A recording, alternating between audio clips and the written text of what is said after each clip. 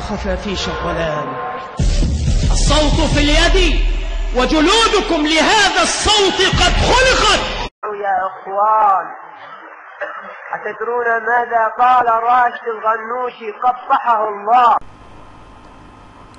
الآن أنكم تساندون النظام البرلماني على حساب النظام الجمهوري، لأن النظام الجمهوري يسمح للرئيس بأن يتغول وأن يستبد، وهذا ما وقع في لا نريد أن يتغول حتى وإن يكون إسلاميا، لأنه نعم. لو جلس على كرسي الرئاسة اليوم عمر بن الخطاب لتحول إلى مستبد في تقديري، لأنه جلس على كرسي الرئاسة اليوم عمر بن الخطاب لتحول إلى مستبد في تقديري.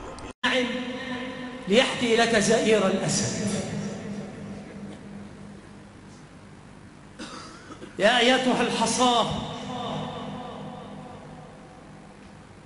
يا أيتها الحصاة، ما سخر منك الساخر بأكثر من أن يجلوك على الناس في علبة جوهرة.